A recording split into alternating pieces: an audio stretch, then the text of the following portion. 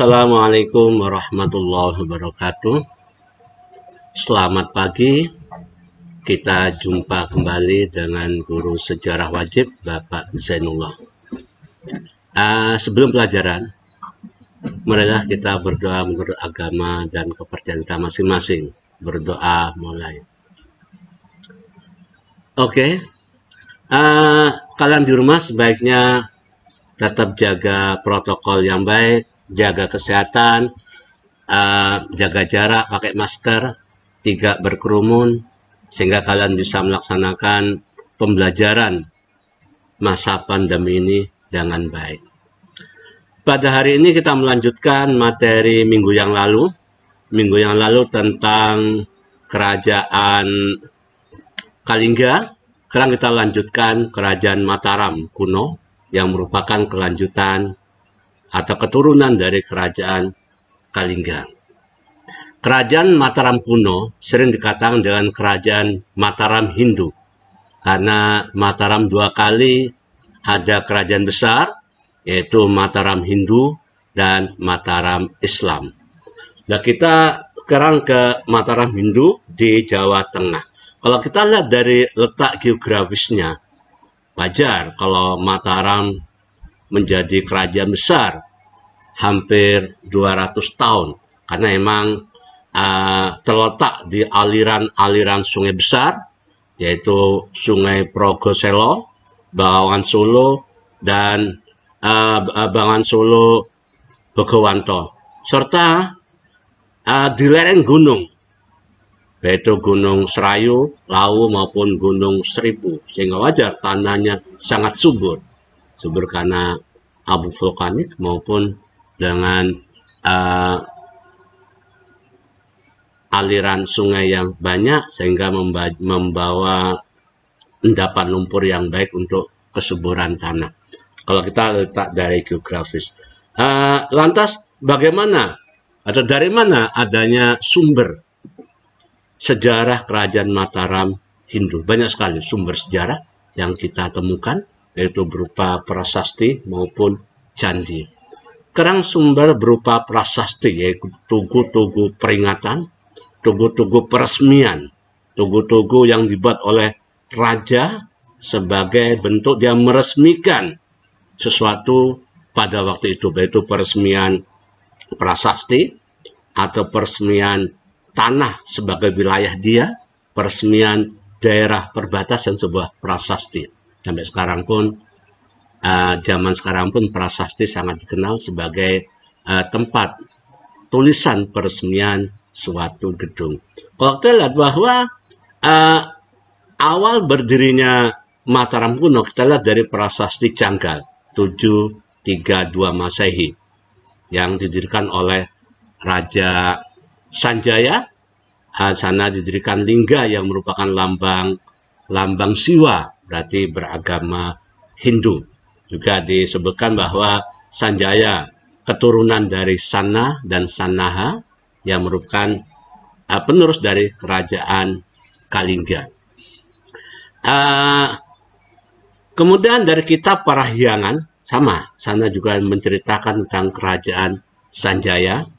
Kemudian yang ketiga dari prasasti Sojomerto, yaitu peninggalan kerajaan Wangsa Sailendra. Jadi di Mataram itu ada 3 keturunan Sanjaya yang didirikan oleh Rakyat Sanjaya, dan keturunan Sailendra, yaitu dari keturunan Raja Indra. Yang ketiga adalah keturunan Isana, nanti Mataram Hindu di Jawa Timur. Jadi Jawa Tengah ada 2 keturunan, Sanjaya dan Sailendra, kemudian pindah Jawa Timur, dilanjutkan oleh dinasti Isana. Yang keempat prasasti Muntiasih, yaitu tentang yang dikeluarkan oleh Raja Balitung, yaitu mengenai silsilah raja sebelum Balitung. Nanti kita lihat dari raja-raja yang berkuasa di Mataram. Bahkan pada masa Balitung inilah Mataram mengalami masa kejayaan. Bahkan 2 keluarga besar, keluarga Sanjaya dan keluarga Sailendra, jadi satu. Nah, di sini. Kemudian yang kelima, prasasti Gondosuli berisi tentang kejayaan masa Sanjaya, kejayaan. Yang keenam, prasasti Kelurak, kompleks di Candi Prambanan. Prasasti Kelurak yaitu prasasti budaya yang ada di kompleks Candi Prambanan, menunjukkan toleransi sangat tinggi di antara dua umat beragama Hindu dan Buddha. Bahkan banyak masyarakat yang memeluk agama kedua-duanya. Ada yang memeluk agama Hindu, ada yang memeluk agama Buddha, bahkan ada yang menjadi satu. Buddha Siwa, berarti memeluk agama Buddha dan agama Hindu. Terjadi sinkretisme, perpaduan di antara dua agama, agama Hindu dan agama Buddha. Kemudian prasasti Kalasan, itu yang merupakan persaudaraan antara Sanjaya dan Sailendra karena terjadi pernikahan antara keturunan Sanjaya dan keturunan Sailendra sehingga semakin kuat kerajaan dari dua dinasti menjadi satu. Dan banyak sekali prasasti-prasasti yang dikeluarkan pada masa kerajaan Mataram. Di sini hanya saya tampilkan 12 prasasti. Banyak prasasti-prasasti lain yang menunjukkan yang dikeluarkan pada masa kerajaan Mataram baik Hindu maupun Buddha. Selain prasasti, banyak ditemukan candi-candi, baik candi yang bercorak Buddha maupun candi yang bercorak Hindu. Candi merupakan tempat ibadah, baik Hindu maupun Buddha. Nanti kita sandingkan bagaimana perbedaan bentuk, fungsi candi Hindu dan Buddha. Kalau kita lihat bahwa candi yang bercorak Hindu, sini di antara Candi Prambanan atau Roro Jonggrang, ya sangat kenal, banyak kisah-kisah tentang film-film tentang film Roro Jonggrang. Kemudian Candi Gatotkaca yang menunjukkan bagaimana seorang yang gagah berani perkasa seperti Gatotkaca, Candi Bima, dan banyak candi-candi lain. Terakhir Candi Sri Kandi, dan banyak candi-candi yang bercorak Hindu yang dikeluarkan oleh umat Hindu, tempat ibadah agama Hindu. Berikutnya sumber sejarah yang bercorak agama Buddha. Salah satu yang kita sangat kita kenal, Candi Borobudur, yang dibuat di antara dua keluarga besar, keluarga Sanjaya dan keluarga Sailendra. Karena pada masa ini hampir puncak sinkretisme, perpaduan di antara umat beragama. Bahkan Candi Borobudur dibuat oleh dua umat beragama. Mereka bersama-sama gotong royong yang membuat Candi Borobudur. Begitu besarnya, bahkan ada 504 stupa, ada 1460 relief. Ini dibangun sekitar 100 tahun. Dua tiga generasi dalam pembuatan Candi Borobudur. Gak heran kalau menjadi salah satu keajaiban dunia di zaman sekarang. Candi Borobudur yang dibangun pada abad ke-9 kemudian ditinggalkan abad ke-10 karena abad ke-10 sekitar 929 Masehi kerajaannya pindah ke Jawa Tengah sehingga candi-candi yang ada di Jawa Tengah tidak terawat hampir 1000 tahun. Baru sekitar abad ke-19 tahun 1813 candi-candi itu mulai ditemukan kembali, bahkan ditemukan oleh bangsa asing, yaitu Gubernur Jenderal Inggris Thomas Stamford Raffles. Gubernur Jenderal Raffles, dia seorang budayawan, seorang sejarawan, seorang biologi, banyak jasa-jasanya terhadap Indonesia, terutama dalam melestarikan budaya. Candi Borobudur yang sebelumnya tidak kelihatan, hanya kelihatan stupanya aja.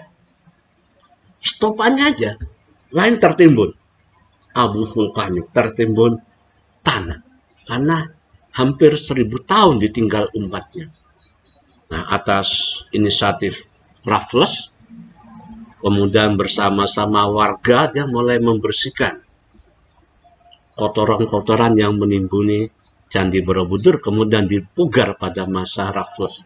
Jadi salah satu jasa Raffles adalah pemugaran Candi Borobudur dan ditemukannya kembali Candi serta candi-candi yang lain ada di Jawa Tengah, yaitu Candi Sari yang merupakan tempat para biksu belajar, tempat biara maupun biarawati, Candi Mendut, Panji Sewu, Candi Pon, dan candi-candi lain. Ini corak candi yang beragama Buddha. Kalau kita sini, ternyata ada perbedaan candi Hindu maupun candi Buddha kalau kita lihat di gambar. Candi Hindu dan candi Buddha. Kalau candi Buddha agak tambun, agak gemuk dari fisik, kelihatan sini agak gemuk. Candi Buddha,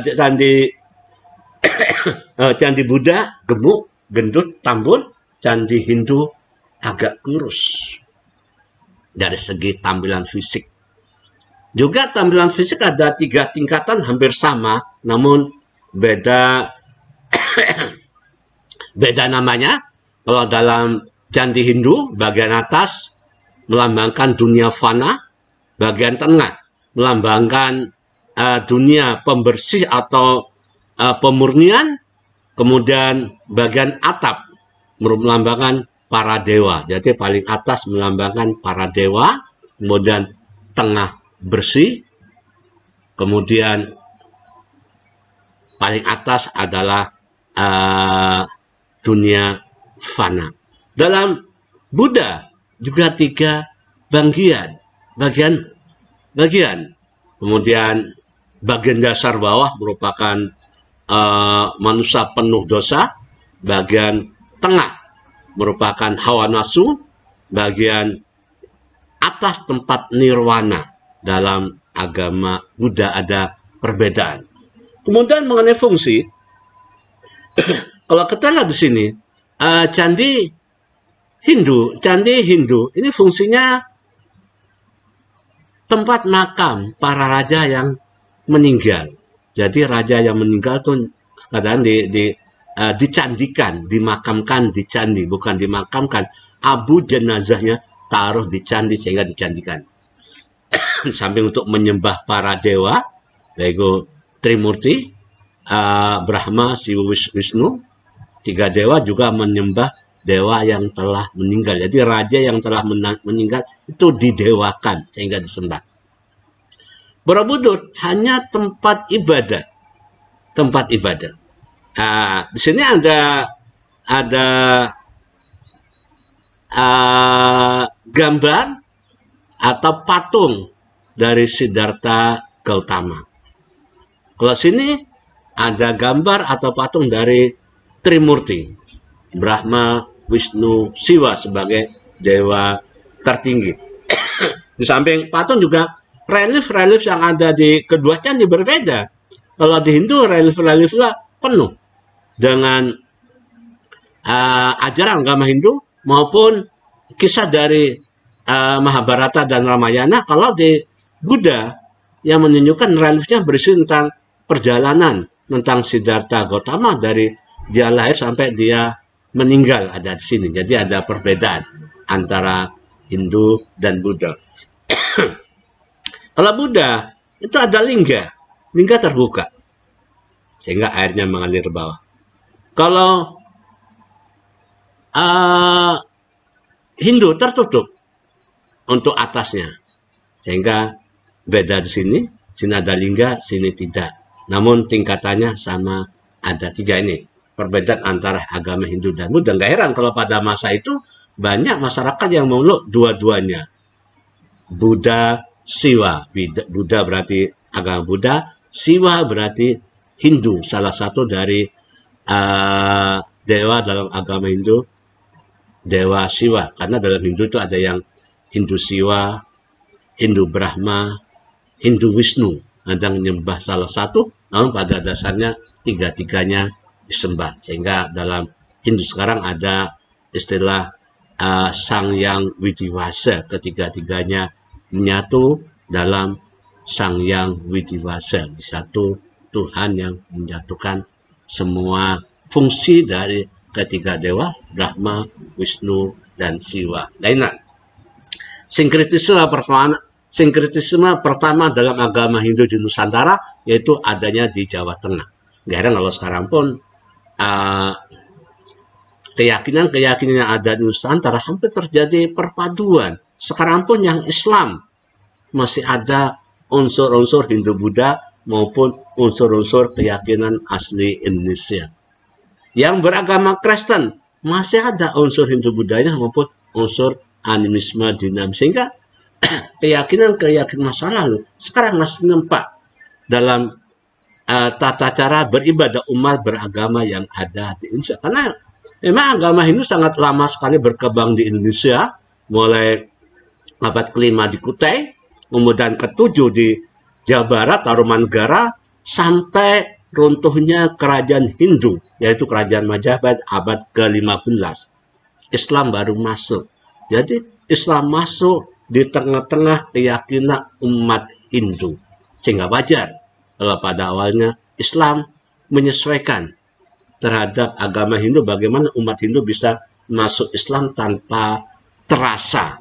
Jadi terjadi akulturasi budaya Hindu-Buddha asli Indonesia dengan Islam. Karena Indonesia mempunyai sifat lokal, jenis kemampuan lokal untuk menfilter budaya asing disesuaikan dengan budaya asli Indonesia.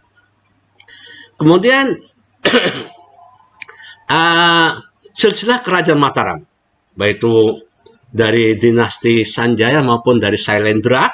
Pertama jelas dari Sang Ratu Sanjaya sekitar 717 sampai dengan 746 Masehi di Parsasli Canggal, sehingga dari sini yang memimpin adalah dinasti Sanjaya. Kemudian berikutnya juga dinasti Sanjaya, yang ketiga baru dari dinasti Sailendra. Ini masih terjadi persaingan antara Sanjaya 1, 2 dan Sailendra di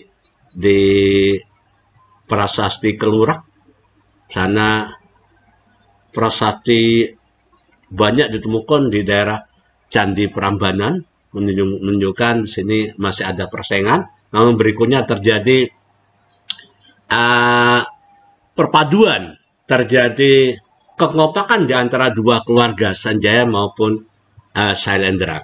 Kemudian yang keempat juga yang berkuasa lah dari keluarga Sailendra, yang keempat, yaitu Rakai Wara atau Samaratungga.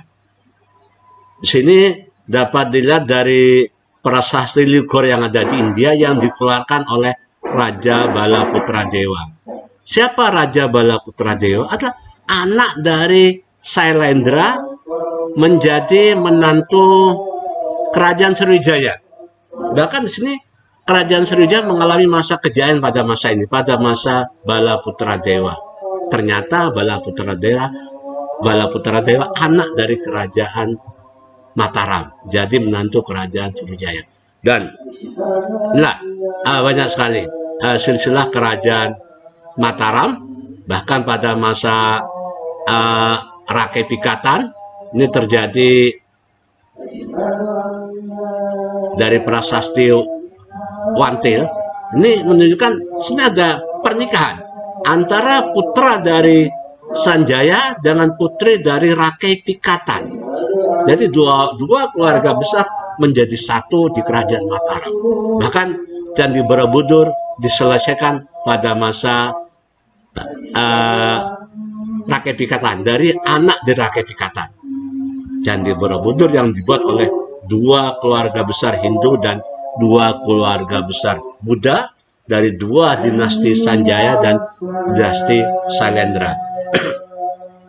Kemudian berikutnya adalah Kerajaan Kayuwangi sekitar 856 sampai dengan 880 Masehi di prasasti Argapura.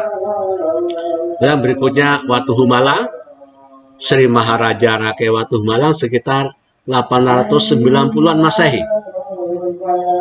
Kemudian pengganti berikutnya Dyah Balitung sampai dengan 911 Masehi. Dan pada masa Dyah Balitung ini mulai terjadi perang saudara untuk memperebutkan tahta kekuasaan. Mulai dari Dyah Balitung mulai terjadi perpecahan.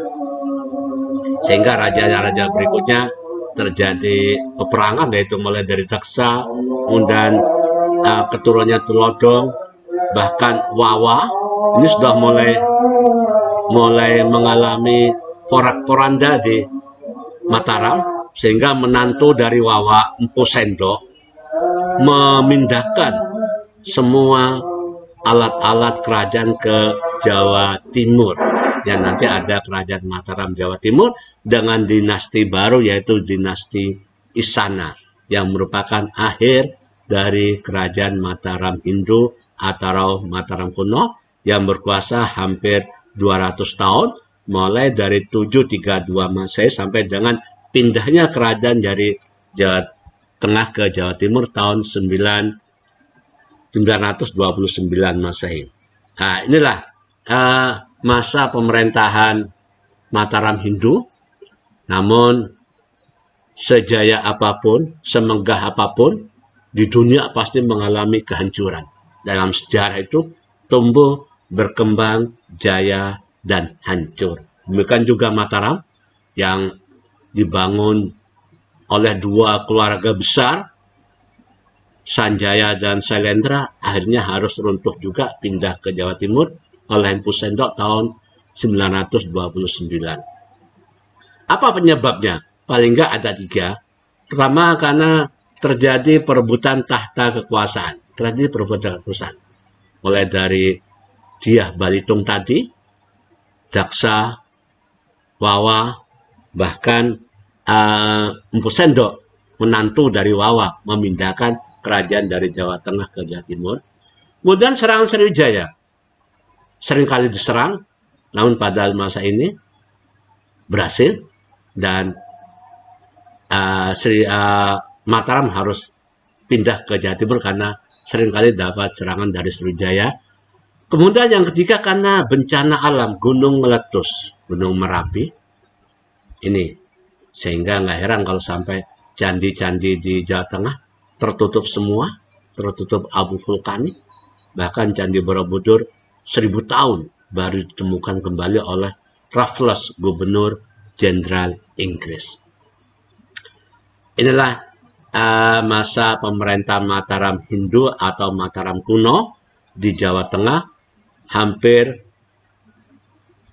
200 tahun Mataram mengalami kejayaan di Jawa Tengah, sehingga banyak peninggalan-peninggalan yang ditemukan, yaitu berupa prasasti, kitab-kitab, maupun candi peninggalan kerajaan Mataram Hindu. Saya kira cukup sampai di sini mengenai kerajaan Mataram Hindu. Nanti minggu depan kita lanjut tentang Mataram Hindu Jawa Tengah sampai dengan kerajaan Kehuripan. Untuk ini, anak-anak tolong nanti dirangkum materi tentang kerajaan Hindu dan dikirim ke WA saya. Saya kira cukup sampai di sini. Kalian jaga kesehatan yang baik dan jaga protokol yang baik. Jangan sampai kalian bisa terinfeksi virus corona. Cukup sekian, saya akhiri dari Bapak Zainullah. Wassalamualaikum warahmatullahi wabarakatuh.